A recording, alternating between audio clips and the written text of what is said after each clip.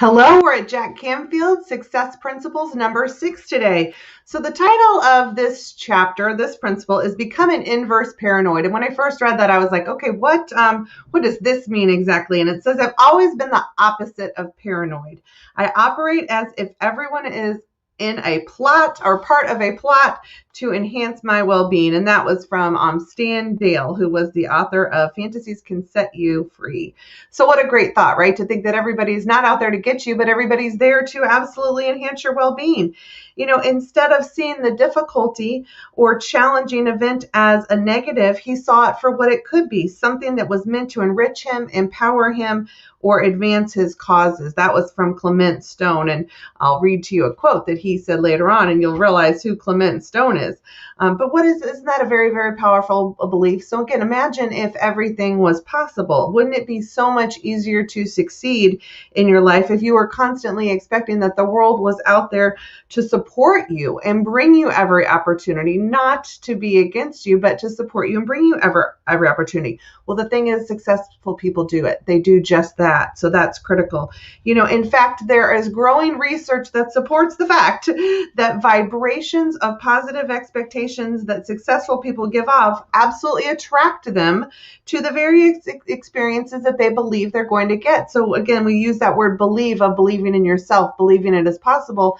And now those vibrations, real vibrations that are put off in positive expectations, which then attract you to the other things. Can you remember a time in your life when something terrible happened and later that turned out to be a blessing, right?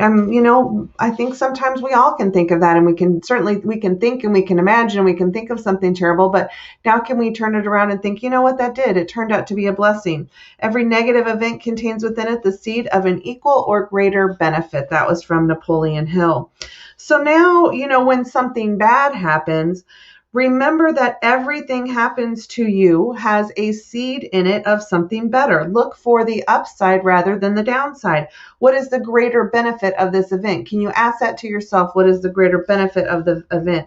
And the trick is to realize whatever you are going through now, you can turn it into something better in the future. So look for the lemonade and lemons, right? The more you begin to look for the good, the sooner it is that you're going to find it. This is becoming an inverse paranoid, right? As you attempt and you take the attitude of what is coming, let the upset and the discouraged you'll get while you're waiting for it. And that just goes away. The less upset and discouraged you're going to get if you're expecting that something good is coming. Clement Stone was who said, when in life hands you lemon, squeeze it and make lemonade, the famous quote that we always say. So how can you take, this advantage and use it to your opportunity?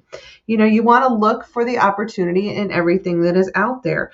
What is the potential opportunity in this? The super successful approach every experience as an opportunity. So success principles, you approach every experience as an opportunity. Make a small sign, make a small poster that says, what is the opportunity in this? Have that out there. Affirmations for the day, constantly be looking at it, looking at the good for everything. If you see that poster all the time, what's the opportunity? Starting every day with the phrase, I believe the world is plotting to do good today, and definitely do good for yourself. I can't wait to see what it is, and look for the opportunity and the miracles and what is happening. Mark Victor Hansen, of course, who was the co-author of Chicken Soup for the Soul with Jack Canfield. One of the things Jack talks about is that he always saw the opportunity in everything.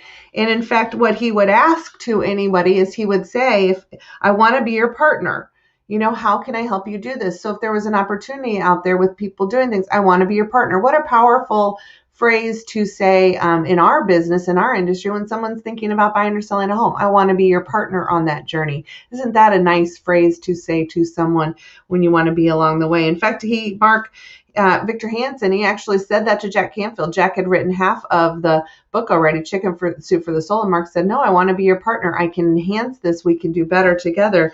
And they've had a very, very extraordinarily long opportunity with that. So look for the opportunity, and everything's out there. And the last story that is told here is just such a great reminder. Has to do with a pastor, Peggy Bassett, and so there was a task force that was being put together in California, and it was promoting self-esteem and personal social responsibility. And they were picking 30 people, and Jack Canfield was one who got picked, but Peggy did not. And he was so surprised because he thought that Peggy would make a wonderful, wonderful person. She led a 2,000 member church, and he was like, gosh, I can't believe you didn't get picked for this task force. And apparently she said something to him that stuck with him for life. And what she said is she smiled and she said, Jack, I feel fine about it. She said, it just means that God has something better for me, better in store for me. So, she knew in her heart of hearts that, she was being led to the right experiences that are for her. So seeing the opportunity and everything, when things maybe don't go the way you think they can, or they're not, they're just a change in direction. It's not that you didn't get picked, you didn't select it. It just means that there's a better opportunity in store for you along the way. And in fact, her church has grown extraordinarily large because of it. So being an inverse paranoid means, not thinking the world is against you, but thinking everything out there in the world is possible for you. And there is a whole group of people ready to help you make it happen. Success principle number 6.